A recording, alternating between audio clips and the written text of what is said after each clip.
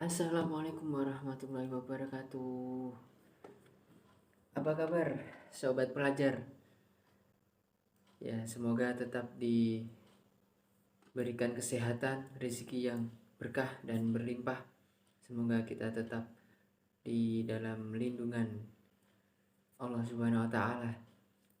Ya, kali ini perkenalkan saya Nufus Maulana dari Prodi Komunikasi Penyiaran Islam dengan Fakultas Dakwah dan Komunikasi di Universitas Nahdlatul Ulama Jepara. Nah, kali ini ada tugas UAS dari dosen yang mengampu mata kuliah kewarganegaraan, yaitu Bapak Dr. Wahidullah. Kali ini tema yang sobat pelajar akan bahas yaitu bertema keberagaman adalah rahmat bagi bangsa Indonesia. Wah, ini sangat menarik sekali sih untuk kita bahas, untuk kita cari tahu ya.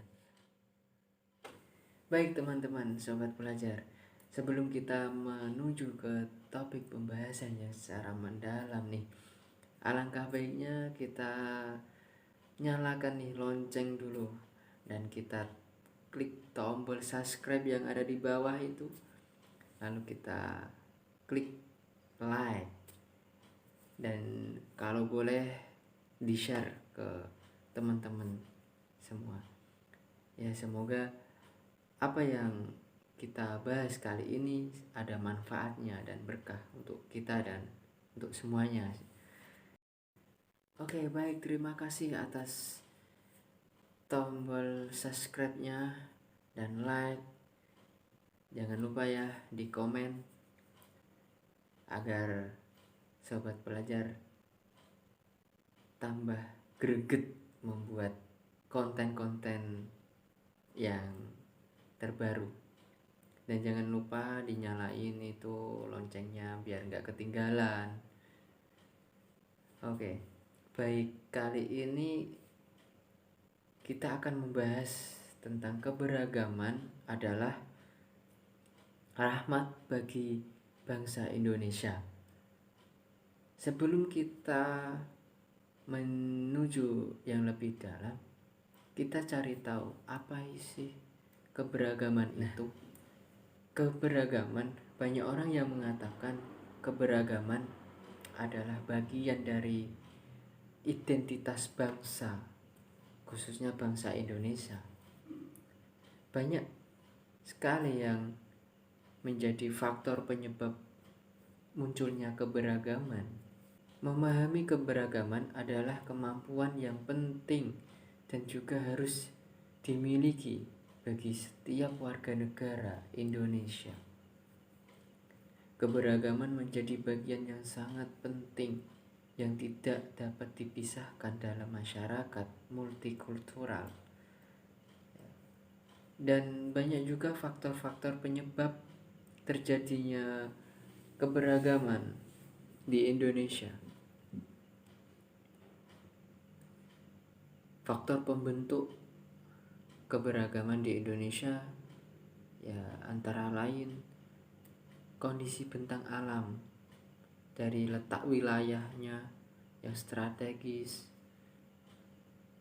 yang memiliki banyak pegunungan, gunung berapi, terus lautan, pulau-pulau, pantai, dan gurun, padang rumput maksudnya.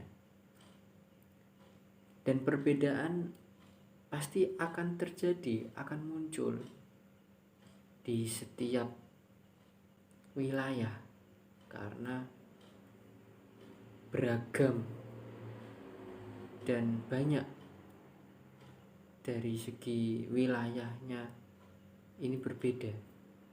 Nanti ada dari segi perbedaan transportasi, bahasa, dan juga suku, agama, ras, dan masih banyak lainnya. Baik, yang nomor 2, Tadi kita sudah membahas yang pertama, dari segi wilayah itu Indonesia banyak kepulauan dan wilayahnya terletak strategis gitu kan.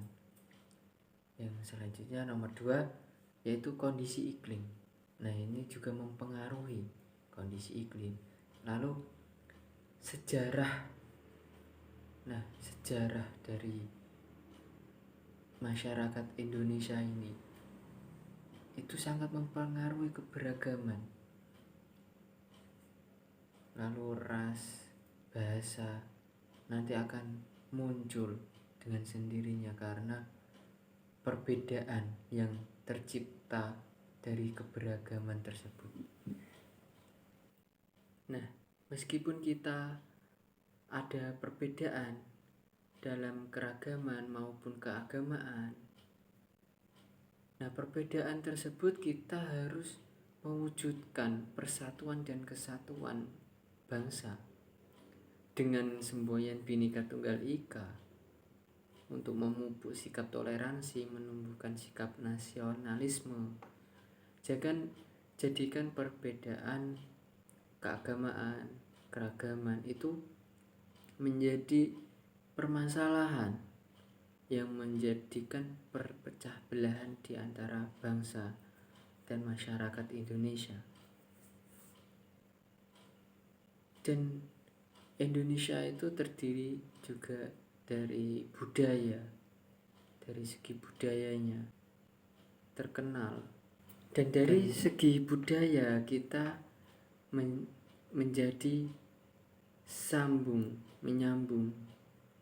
Kita dapat merekatkan persaudaraan dari segi budaya.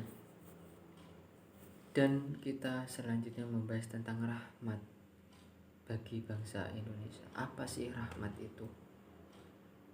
Rahmat dalam konteks keindonesiaan, pentingnya ajaran yang dibawa oleh Nabi Muhammad SAW, yaitu ajaran Islam, ajaran agama Islam. Bapak mantan Menteri Agama yaitu Bapak Lukman Hakim Saifuddin menegaskan dalam konteks keindonesiaan ini, rahmat itu bagi bangsa Indonesia itu mempunyai 2 ciri utama jati diri bangsa Indonesia, yaitu yang pertama keberagaman, yang kedua keagamaan.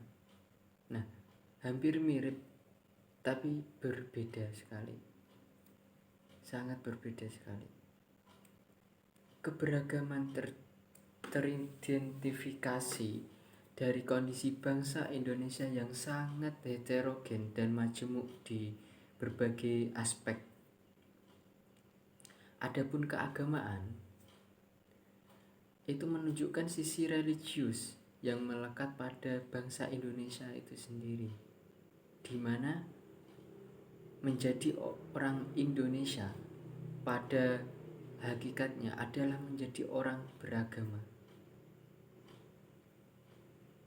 Dalam konteks kebangsaan ini, ikatan bukan hanya sedarah, namun setumpah dan sedarah. Jadi terkait dengan konteks keberagaman ini, kebangsaan dengan keagamaan itu menjadi bagian yang tidak bisa terpisahkan antara satu dengan yang lainnya. Pentingnya upaya untuk mencerdaskan secara intelektual dan emosional melalui hal-hal yang inovatif dan transformatif. Perlu menciptakan pendidikan yang aman sekaligus mampu mengesahkan kecerdasan emosional bangsa. Kita yang peka terhadap masalah sosial dan menghormati keberagaman dan keagamaan. Nah, kita menjadi warga Indonesia harus saling bertoleransi, saling menghargai satu sama lain, karena banyak perbedaan yang ada dalam diri banyak perbedaan yang ada dalam diri masing-masing warga negara Indonesia. Direktur Aman Indonesia, Bapak Ruby Khalifah, juga menyarankan untuk mendaratkan konsep Islam rahmatan lil alamin ke dalam aktivitas real di kehidupan sehari-hari.